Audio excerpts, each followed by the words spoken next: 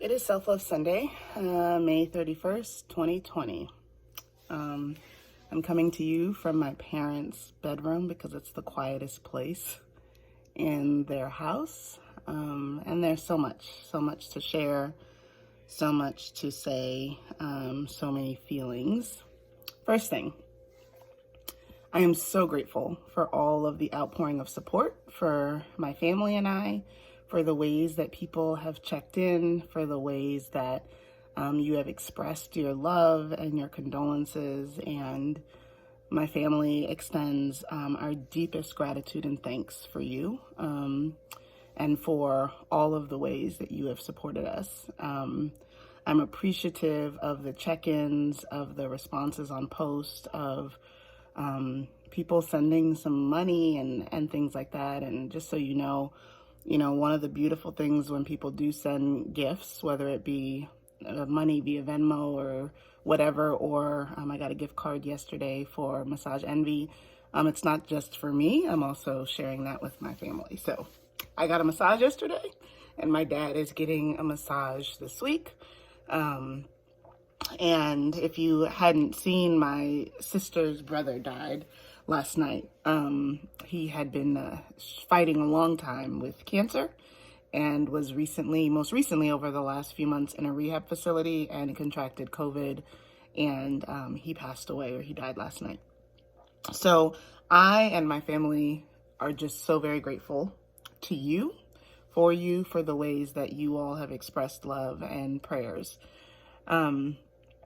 It's interesting because I started to believe the lie of scarcity this morning and called my parents and my mother. Those of you who know Miss Diane quickly dissuaded me of that reality, because I was like, is there a limit to one family's amount of pain or need for emotional and spiritual support?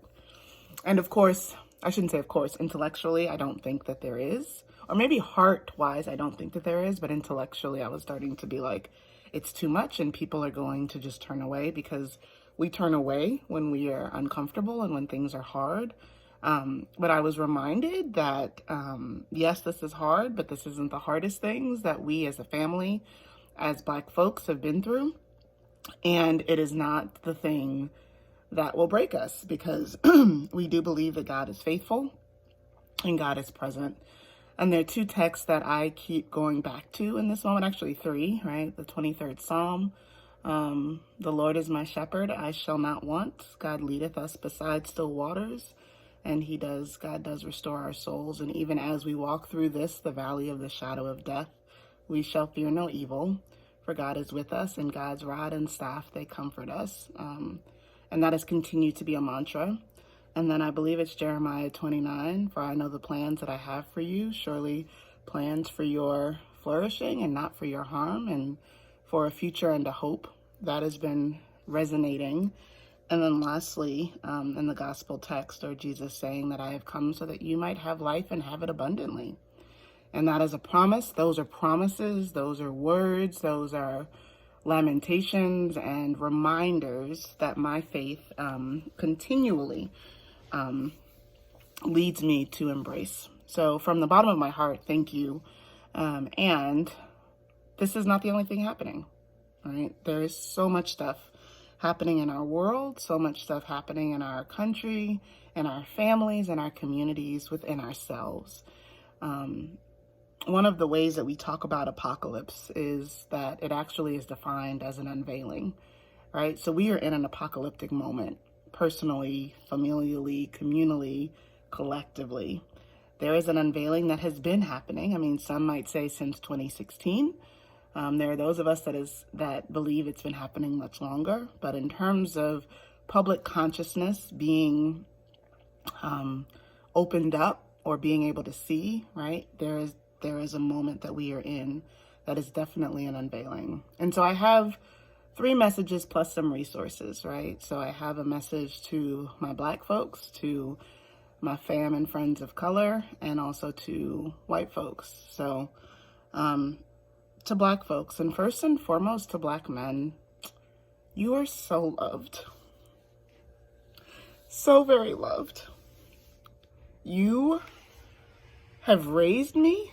You have fathered me and mentored me and brothered me and cousined me. You have been my friends and lovers. And I stand in awe of the ways that you all continue to show up. You have every reason to be everything that people say you are, and you're not. You continue day in and day out to provide for your families, to engage in society, to do the best you can. And I am just so mindful of all you carry. My brother and I were talking this morning, and he has been resigned. I mean, this year, he lost his dad, my stepfather. And he said, Rose, now they're saying that, George Floyd's underlying conditions are what killed him. And he's like, that's fucked up. We know that's not what killed him. And I was like, you're right. And he's trying to make sense, right, as a Black male, of what he is to be in this moment, of how he is to be. And so I just love you all as Black men. And I see you, and I know that the sin of racism, the sin of white supremacy, the sin of this country, of chattel slavery, has led to the destruction of our family units, of our communities, and ultimately has tried to destruct and destroy your humanness, your bodies. And you and we continue to show up in face of that. To my other Black folks, this is a time where there is so much that we need, so much that we're feeling, so much that we're struggling with. There was an article recently with Refinery 29, and I'll post all of these links or resources in the description for this video, that talked about how we show up in the midst of all the other trauma. So on a normal day, right, we're showing up in primarily white spaces, trying to do the best we can and living a compartmentalized life, right? Because we can't be fully who we are in white spaces. And so many of us have to compartmentalize. And this article the other day really talked a lot about that and hit the nail on the head with how we're feeling. And we're not okay. And it's okay to not be okay. It is okay. So for others that are listening, if there are people in your life that you love and that need some support, sending money is actually a way to support them in this moment, because we can't always afford to not go to work.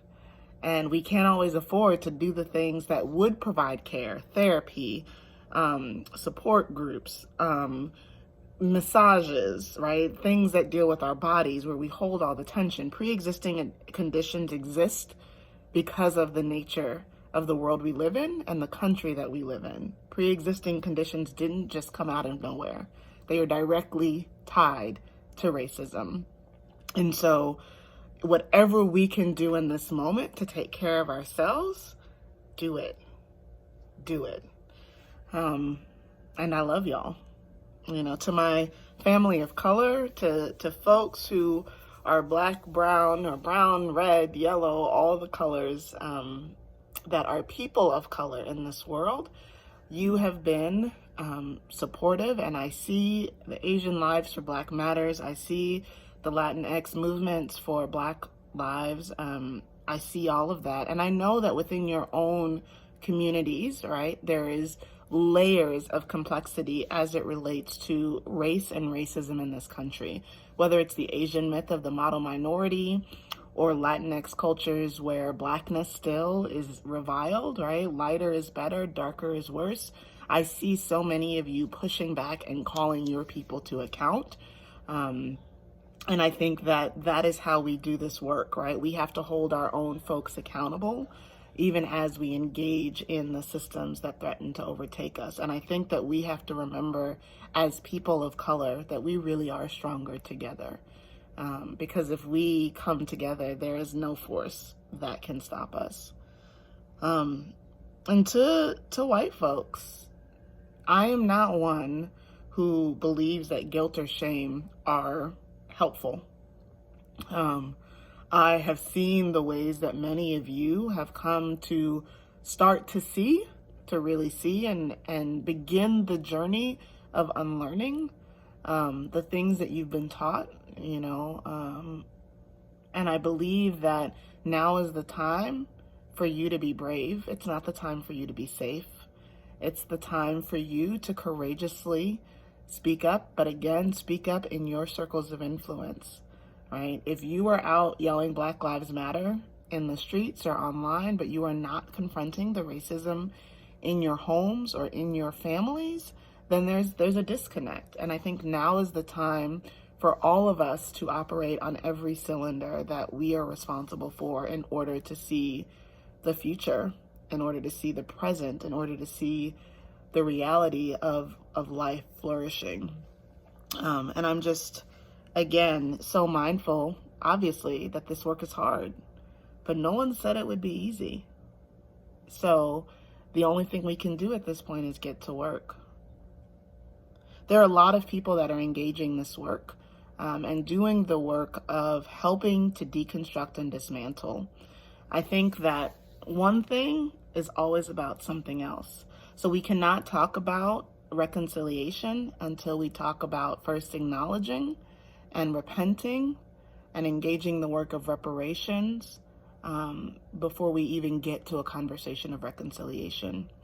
And so first you acknowledge, and then you start to do the work of unlearning, of deconstructing and dismantling the systems and frameworks that have been a part of all of our lives, whether it's a Black person, a person of color, a white person. There have been systems and frameworks that have led us to fundamentally disconnect from the beings that we are and from each other in order to create the systems and cycles that are in place now. We're getting exactly what the system has been signed up or was created to do, to cause division, and division leads to disruption, and disruption can lead to a holy reckoning. And I guess the question is if we're up for it. So you've heard of some of the bigger names. Rachel Cargle has a great program called The Great Unlearn. And then she also has a foundation called the Loveland Foundation, which provides mental health support for Black women and women of color. You've heard of Austin Channing Brown and her incredible book, I'm Still Here, Black Dignity in a World Made for Whiteness. And it's interesting to me because her book was for us, but y'all, white folks, seem to really like it. And she also has, I think, a show that's for everyone called The Next Question, which is imagining how expansive racial justice could be. There's Tori Douglas Williams. I'm sorry if I made that mistakenly said her name, but a Black woman who is doing work around white homework, where you can actually get resources and engage the work of unlearning. There's Hope and Hard Pills by Andre, and I keep forgetting his last name. And then those are some of the names you hear most often. And then there's some of us who are doing this work and doing it slightly differently, right? That are maybe smaller voices. So there's Reesheda Graham-Washington, who is engaging work both for Black women called Sweet Rest to provide space and place for us to have Sabbath. And she also is a equity trainer out of Chicago. There's Nicole Newman, who is one half of the Two Brown Girls Collective, where they work with organizational development and looking at racial justice and equity or inequity issues out of DC.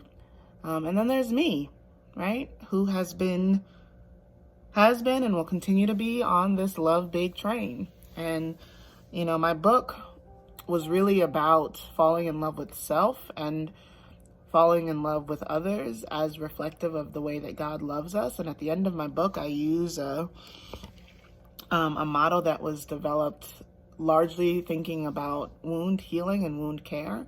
And that model has become the basis of a program that I'm creating called Racial Healing and Wellness, right? How we actually deal with our deep-seated wounds and engage the work of wound healing. Also with the recognition that because this wound is so deeply seated, we may never be fully healed from it, but we can live and love in ways that promote wellness and ongoing healing. And more information about that will be forthcoming. But you can support any of these things, and you can engage work that's specifically for you. So if you have not engaged with showing up for racial justice, if you are a white person, also known as SURGE, I would highly recommend that organization. Facing Race is a national conference, but also has other resources for folks that want to deal with this.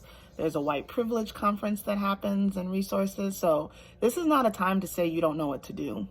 It's a time to just do it. It's a time to speak up and speak out. And that's specifically to white folks. Black folks, y'all need to rest. We need to rest.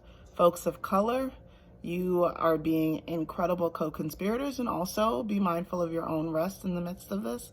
And white folks, it's time for you to get to work. And that's really all there is about that. And at the end of the day, I believe that each and every one of us are made in the image of the divine. I believe that the divine has called each and every one of us beloved and worthy, and each and every one of us are loved. And I trust in that promise wholly and holy, because it is a holy promise. And so my prayer on this Self-Love Sunday is that you recognize that loving self is the entry point to loving others. If you don't deeply love yourself and all of who you are, black, brown, yellow, red, white, it really becomes hard to love another. And again, I talk about love as that which is life-seeking and justice-seeking, or that which is life-giving and justice-seeking and provides sustenance for the mind, heart, body, and soul. And we know love exists where there is creativity, where there's liberation, and where there is sustained